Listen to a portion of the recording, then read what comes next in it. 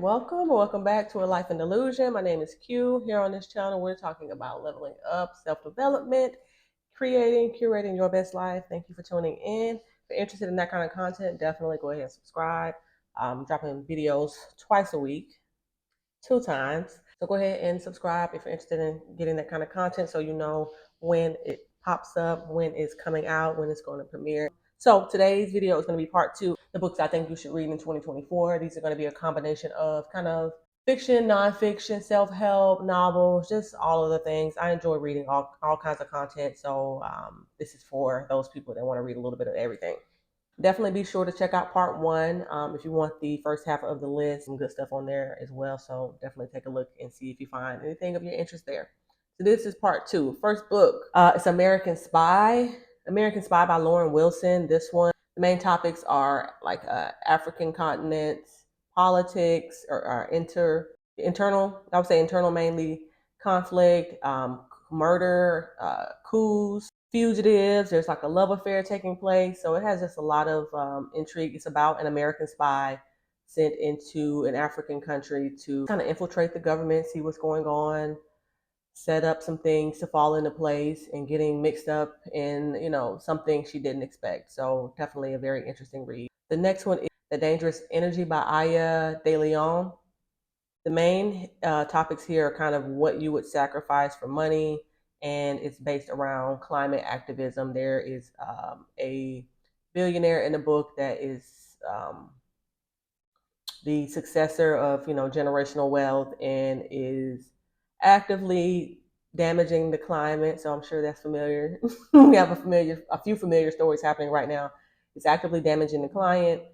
The main character is involved with him and is just very conflicted on whether to participate and benefit from those resources being depleted and the resources she has the potential to gain by being associated with this person, and just kind of how that unfolds and the choices she makes regarding that. The next one, another novel, is called An American Marriage by Tayari Jones. This one is very thought-provoking, and it just makes you think about what you would do in a very tough situation and being in circumstances that make us have to make hard decisions. It's about an American marriage. There is a conflict that comes up, that a tale as old as time, where somebody is caught in a situation where they aren't at fault, they're not guilty, but they are nonetheless made to pay a price for something they didn't purchase, to put it in a poetic way. So it's just very interesting on how that unfolds and just how the different people affected by it handle the new dynamics. Next up is Recitatif, I hope I'm pronouncing that right, by Toni Morrison. The only short story she wrote, I believe, and it's basically the story about 2 little girls.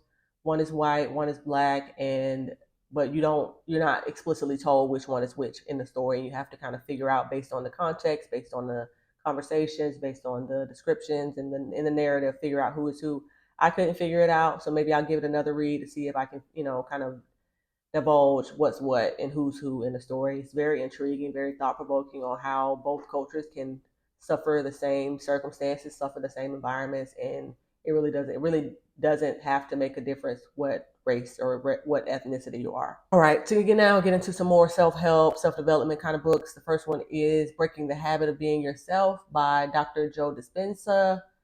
This is definitely an author and a speaker that I'm excited to dive into more books. I actually just got another one. It is Becoming Supernatural. I'm really just excited to get into that one. But back to Breaking the Habit of Being Yourself. It is what it sounds like. It is about how who you are is it's hard to describe. It's about who you are as a result of the things you do over and over, who you are as a result of how you've been conditioned, how you've been socialized. So breaking out of those habits and becoming who you want to be, and who would best serve you in your life, thinking differently, moving differently, making different choices, having a different belief system. And it's not like on a religious type of thing, but just believing different things to be true.